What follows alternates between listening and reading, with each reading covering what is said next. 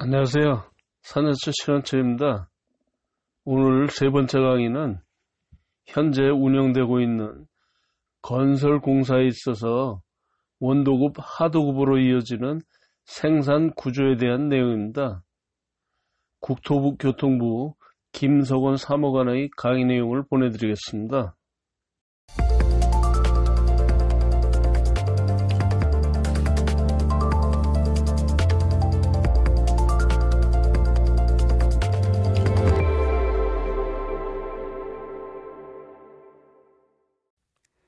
세 번째로 현 원하도급 생산구조에 대해서 설명하겠습니다. 먼저 종합공사의 시공단계는 최대 3단계로 종합건설사업자가 발주자로부터 도급받아 전문건설업자와 종합건설업자에게 하도급할 수 있고, 하도급 받은 건설사업자는 다시 전문건설업자에게 재하도급할 수 있습니다. 전문공사의 시공단계는 최대 2단계로 전문건설사업자가 발주자로부터 도급받아 전문건설업자에게 하도급이 가능합니다. 다만 점선 및 음영으로 표기된 단계는 예외적으로만 허용되는 하도급 관계를 의미하며, 구체적인 사항은 조문별로 설명을 드리도록 하겠습니다. 수급인 및 하수급인의 자격 제한에 대해 설명드리겠습니다. 건설산업기법법 제25조에 따르면 발주자는 도급하려는 건설공사의 종합적인 계획관리 조정의 필요성, 시공기술상 특성 및 현지 여건 등을 고려하여 공사 내용에 상응하는 업종의 건설업을 등록한 자에게 도급해야 하며, 수급인은 그 공사 내용에 상응하는 업종을 등록한 건설사업자에게만 하도급해야 합니다. 위반 시 1년 이내 영업정지 또는 위반한 하도급 금액의 100분의 30 이하 과징금을 부과받고, 추가로 3년 이하 징역 또는 3천만 원 이하의 벌금에 처하도록 하는 등 엄중하게 다루고 있는 사항입니다. 또한 발주자 또는 수급인은 공사 특성에 따라 시공능력, 공사실적, 기술능력 등을 기준으로 수급인 또는 하수급인의 자격을 제한하는 것이 가능하고, 시특법상 1종, 2종 시설물의 인허가 기관은 해당 공사의 규모, 구조의 안정의 필요성 등을 고려해서 시공자의 시공능력이 현저히 부적합하다고 인정되면 발주자에게 시공자 교체 공고도 가능할 것입니다.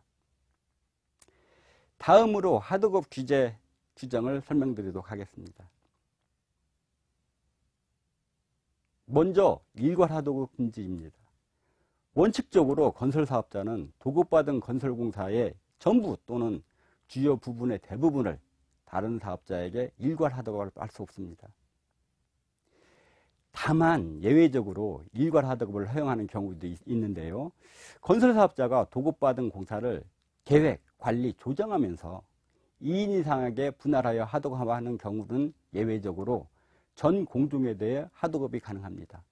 구체적으로 전문공사 업종별로 분할하여 각각 해당 전문건설사업자에게 하도급한 경우와 도소지역 또는 산간벽지 지역 등 공사를 해당 시도, 관내, 중소건설사업자 또는 건설산업기본법 제48조의 규정에 따라 등록한 상생협력업자에게 하도급하는 것이 해당될 것입니다. 두 번째로 동종업종 간 하도급을 금지하고 있습니다. 수급인은 도급받은 건설공사 일부를 동일한 업종에 해당하는 건설사업자에게 하도급할 수 없습니다.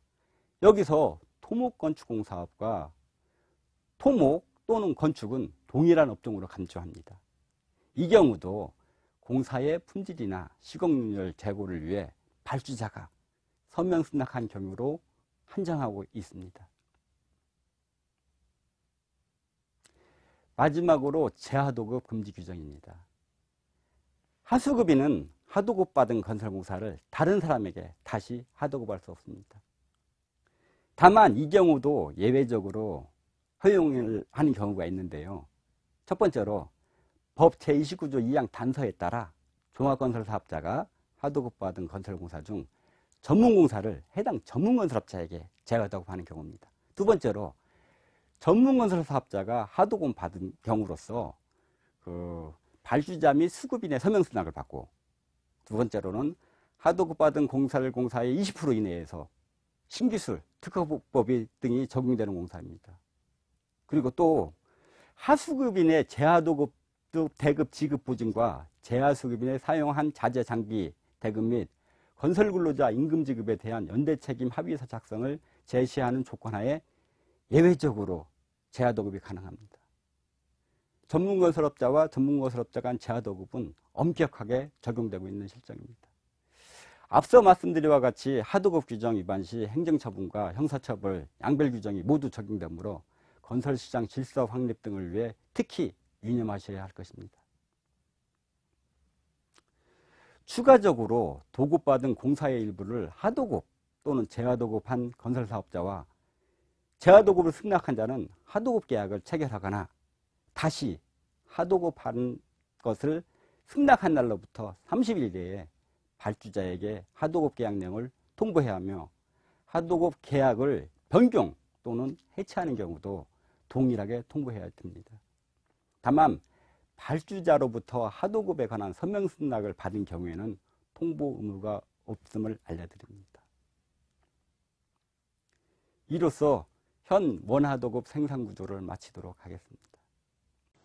이상으로 오늘의 강의를 마치겠습니다. 구독과 좋아요, 알림으로 성원을 부탁드립니다. 감사합니다.